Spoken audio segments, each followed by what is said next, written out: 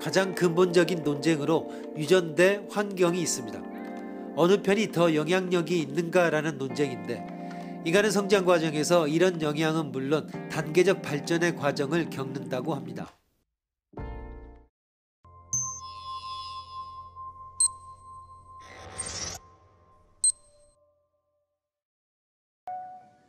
교육 심리학자 로렌스 콜버그는 아이의 도덕 발달을 연구해 6개의 단계를 거쳐 성숙한 도덕 감각을 몸에 익혀간다고 주장했다.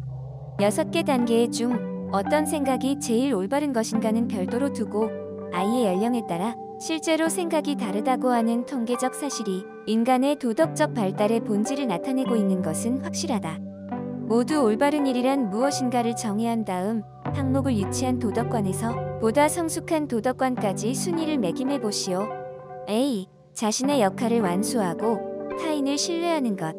B. 자신의 의무를 완수하고 집단의 행복을 지키는 것. C. 권위에 따라 벌받지 않게 되는 것. D. 기본적 권리, 가치, 법적인 협정을 존중하는 것. E.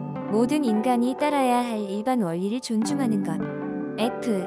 자신이 이득을 보도록 행동하고 타인도 이득을 구하며 행동한다는 것을 인정하는 것.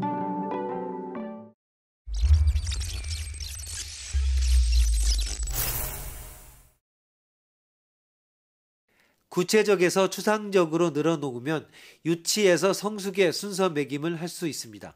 그래서 차례는 C, F, A, B, D, E입니다. C는 벌과 복종의 단계, F는 도구적인 목적과 그 교환의 단계, A는 인격 간의 상호적인 기대와 일치의 단계, B는 사회의식과 양심의 단계, D는 사회계약과 공리성의 단계, E는 보편적 윤리원칙의 단계입니다.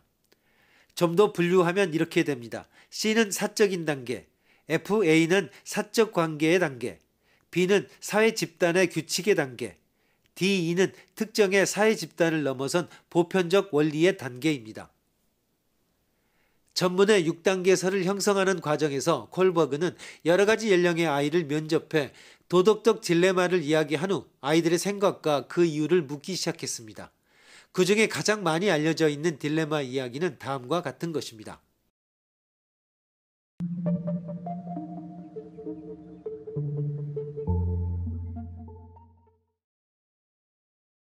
하인츠의 부인이 암으로 죽어가고 있습니다.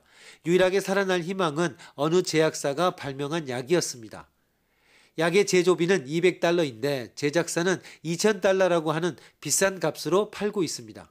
궁핍한 하인츠는 약을 살 돈을 빌리기 위해 사방으로 돌아다녔지만 판매가의 반인 $1000밖에 모으지 못했습니다. 그는 제약사의 사정을 이야기하며 팔아달라고 했지만 거절을 당하고 나머지 $1000는 나중에 지불한다든가 하는 식으로 교섭하려고 했지만 거절당했습니다. 절망한 하인츠는 사랑하는 아내를 구하기 위해 창고에 침입해 약을 훔쳤습니다.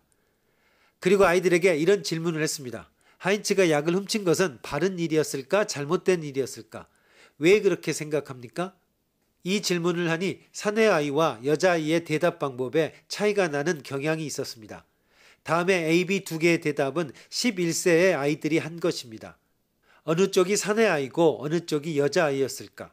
A. 약을 훔친 것은 올바르다고 생각합니다. 어째서? 사람의 생명은 돈보다 중요하기 때문에. 생명은 돈보다 정말 중요해? 죽으면 생명은 되찾을 수 없지만 제약사는 나중에 얼마든지 약을 팔아 벌면 되니까. 생명은 정말 되찾을 수 없는 거야? 인간은 모두 다르기 때문에 하인츠의 부인은 죽으면 돌아오지 않지요. B. 약을 훔치기 전에 좀 더 돈을 빌리도록 노력하든가 대출을 받는다든가. 그래도 빨리 하지 않으면 부인은 죽어버려. 약을 훔쳐서 하인츠가 잡히면 부인은 슬픔으로 병이 나빠질지도 모르고 그래도 죽어버리는 것만큼 슬픈 일도 없지. 그렇다면 하인츠는 제약사와 좀 더 많이 이야기하는 것이 좋다고 생각한다. 제약사는 말해도 거절할 뿐이니까 부인은 역시 죽어버릴지도 몰라. 죽게 해서는 안 되기 때문에 하인츠는 돈을 만드는 방법을 좀 더 찾아야 해. A는 결론을 지은 대답이고 B는 직접 답하지 않았습니다. 대략 A는 합리적, B는 비합리적이라고 할 수 있습니다. A는 남자아이, B는 여자아이의 답입니다. 페미니스트들은 이 결과에 대해 차별이라고 비판했습니다.